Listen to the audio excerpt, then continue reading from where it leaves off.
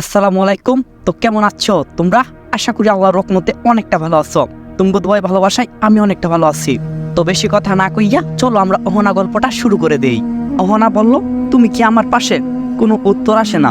শিক্ষক দেখলো অহনা অমনোযোগী, তাকে দাঁড়াতে বলে। অহনা কাসুমাসু হয়ে দাঁড়ালো। শিক্ষক প্রশ্ন করলে, একা একা কার সাথে কথা বলছো? অহনা আমতা করে বলল, না স্যার, আমি কারোর সাথে কথা বলিনি। স্যার বলল, আমি স্পষ্ট দেখলাম। ক্লাসে মনোযোগী দাও, আর না হই বের হয়ে যাও। অহনা বলল, সরি স্যার, আর ভুল হবে না। স্যার বলল, আচ্ছা তাহলে বসো। অহনা বসেই কালু ছায়াকে উদ্দেশ্য করে বলল, তোমার জন্য এসব হলো। আমি জানি তুমি এখানে আমার পাশে আসো। কথা বলতে পারো না নাকি? ব্রাশ করুনি? অহনার কথায় কালো ছায়াটি কেমন জানি একটা হেসে ওঠে, তবে সেটা অহনা ছাড়া কেউ শুনতে পায়নি। ছায়াটি জানালার কাছে চলে যায়। অহনা জানালার দিকে তাকিয়ে হাসে। আবারও শিক্ষকের নজরে পড়ে যায়। শিক্ষক জালালো বাক্যে বলল, এখনই বের হয়ে যাও বলছি। অহনা বলল, স্যার আসলে। অহনাকে থামিয়ে দিয়ে স্যার বলল, বের হয়ে যাও। অহনা বের হয়ে যায় ক্লাস থেকে। অহনা ক্লাস থেকে বের হতেই কালো ছায়াটি তার পাশে এসে দাঁড়ায়। পিনপতন নীরবতা। অহনা লেগে আছে, মুখ ফুলিয়ে দীর্ঘ নিঃশ্বাস ছাড়ছে। তোমার যোগ্যতা নেই আমার পাশে দাঁড়ানোর। অপরিচিত কেউ আমার পাশে দাঁড়িয়ে থাকুক সেটা আমি চাই না। কালো ছায়াটির চোখ তুলে তাকায় অহনার দিকে। তুমি নিজেই ভুলে গেছ আমি তোমার অপরিচিত কেউ না। অহনা কালো ছায়াটির দিকে তাকাই আর বলল, কোনোভাবেই মনে পড়ছে না। কিন্তু আমি তোমাকে চিনি না। কে তুমি? কালো ছায়াটি বলল, আমি আমি বলে থেমে যাই। তখন আবার অহনা জিজ্ঞাসা করে, বলো কে তুমি? অহনা আগ্রহ নিয়ে তাকায় কালো ছায়াটির দিকে। সেও পূর্ণ দৃষ্টি দেয় আর বলে, আমি মাহমিদ। অহনা অবাক হয়ে থাকায় আর বলে, কিন্তু কি? আর মাহমিদ নামটা তো আমার খুব চেনা মনে হচ্ছে, কিন্তু তাও মনে পড়ছে না। আমাদের কি আগে কখনো দেখা হয়েছিল? কালো ছায়াটি বলল, দেখা নয়, মনের মিল ছিল। অহনা বলল, তোমার কথার মাথা মুন্ডু আমি কিছুই বুঝতে পারছি না। তখন মাহমিদ নামের জিনটা বলল, তুমি বলো তো আজ থেকে 2 মাস বা 3 মাস আগে তোমার সাথে কি ঘটেছিল? অহনা বলল, আমি জানি না, মনে নেই।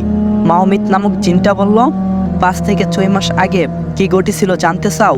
অহনা ভাবে, কিন্তু তার ভাব শূন্য। অহনা যেন কিছুতেই মনে পড়ছে না। আগামী কিছু মাসের কথা মনে পড়ছে না। 1 মাস আগে কি হয়েছিল আমার মনে পড়ছে না কিছু। মাহমিদ নামক জিনটা আবার বলল, কারণ কোনো ঘটনাই তোমার মনে নেই। আর মাহমিদ নামক জিনটা বলল, তুমি বলেই চুপ হয়ে গেল। কারণ ক্লাস শেষে সবাই বের হচ্ছিল, তাই মাহমিদ চুপ হয়ে গেল, উদাও হয়ে গেল কোথাও। অহনা বাড়ি যাই। অহনা একটা ভাড়া বাড়িতে থাকে। মালিক একজন মহিলা, খুব খিটখিটে মিজাজে। তিনি একদম অনিয়ম পছন্দ করেন না। হেরি কল করে অহনাকে, কই গেলি তুই? পার্টি অ্যারেঞ্জ করছি, আসবি কখন? অহনা বলল, সরি ব্রো, আমার মনে ছিল না। ক্লাস শেষে বের হয়ে পড়ছি, শরীরটাও ভালো নাই আমার, আমি ঘুমাবো। হেরি বলল, তোর ঘুমের মাইরে বাপ, এখন তুই আসবি এত কিছু জানতে চাই না। অহনা বলল, আচ্ছা তাহলে আমি আসছি। অহনা নিচেকে জোর করে ঠেলতে ঠেলতে পুনরায় রেডি হয়ে কলেজে যায়। সেখানে গিয়ে কাউকে দেখতে পেল না, তাই হেরিকে কল করে। হেরি বলল তাদের বাড়িতে আসতে। অহনা রেগে যায়, একটু আগে কলেজে আসতে বললি, এখন তোর বাড়িতে যাব কেন? আমাকে কি ঘানি টানার বলদ পেয়েছিস? হেরি বলল, উফ, রাগ করিস না, তোর কি মাথা খারাপ নাকি? পার্টি তো বাড়িতে দেবো, কলেজ অফিসে কেউ পার্টি দেই? অহনা বলল, আচ্ছা আমি আসছি। ও আর কোনো কথা পারলো না। অহনা কলটা রাখতেই তার বাড়ি থেকে কল আসে। অহনার বাবা কল করছে, কাঁদছেন তিনি। মা তুই কেমন আছিস? অহনা কইল, আলহামদুলিল্লাহ আব্বা, আমি ভালো আছি। আপনারা কেমন আছেন? গলাটা কেমন জানি শুকনো মনে হচ্ছে।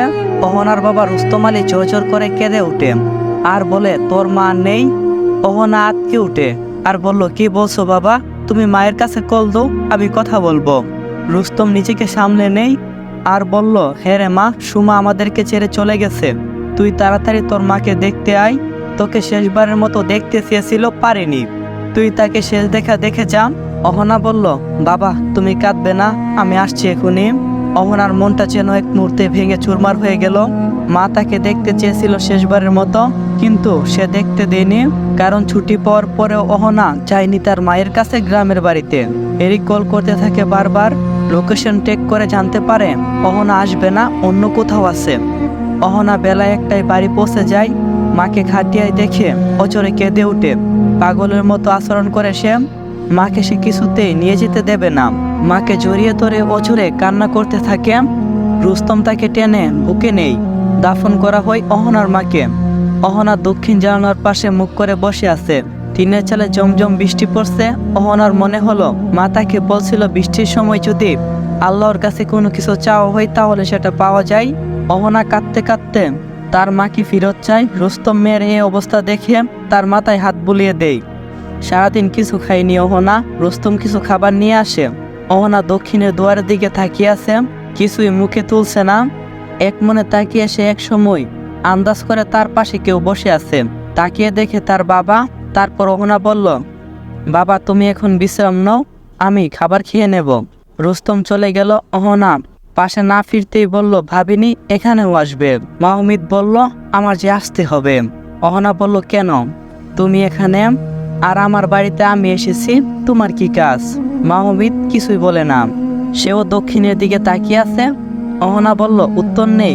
মাহমিদ সরে যায় অহনার থেকে। সেও যে উত্তর দিতে চায় না। বিকাল হতে অহনা ঘুম থেকে উঠে সন্ধ্যা হবে পাই পাই।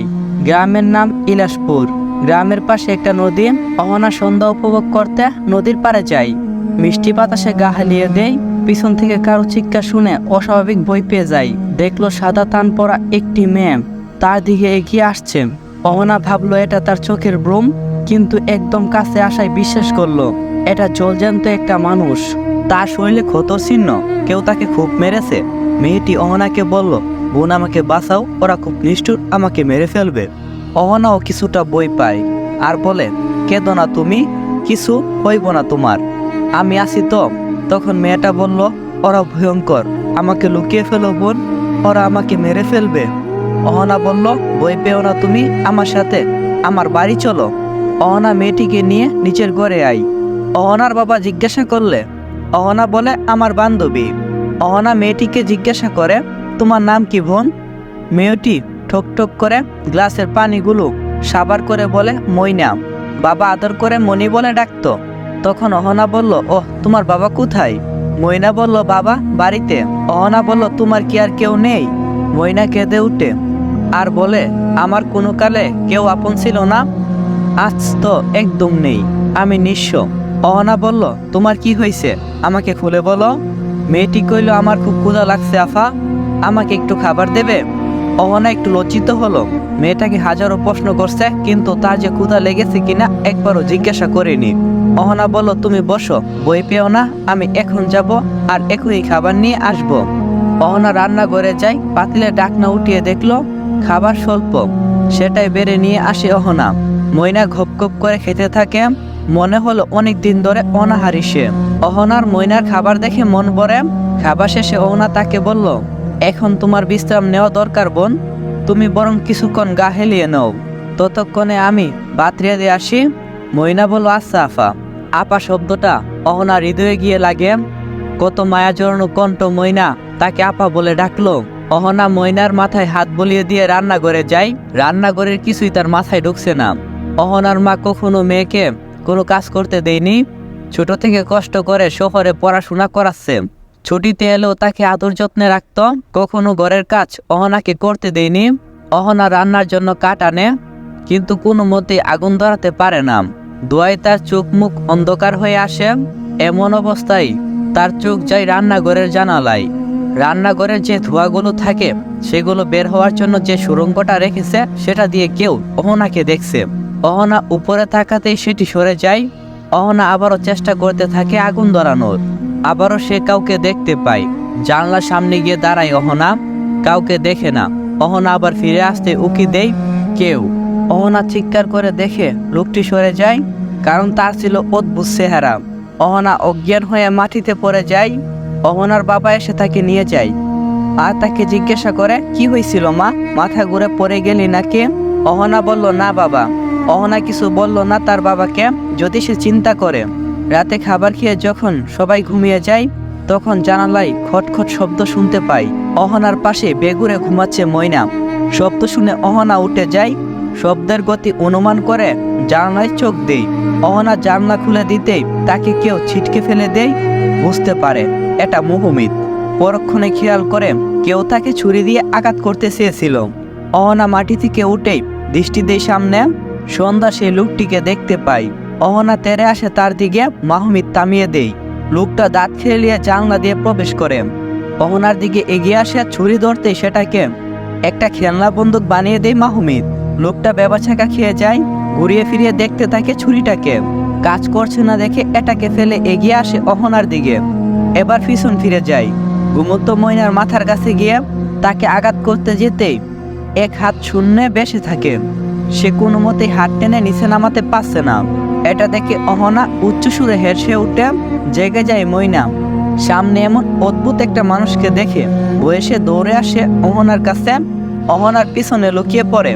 পাশের ঘর থেকে রুস্তম মানে অহনার বাবা উঠে আসে, দরজা খুলতে বলে অহনাকে। অহনা ভয় পেয়ে যায়, এখন তার বাবাকে কি বলবে বুঝে উঠতে পারছে না। মাহমিদ লোকটাকে ঠিক করে দেয়। লোকটা ভয়ে তাড়াতাড়ি জানলা দিয়ে লাফ দেয়।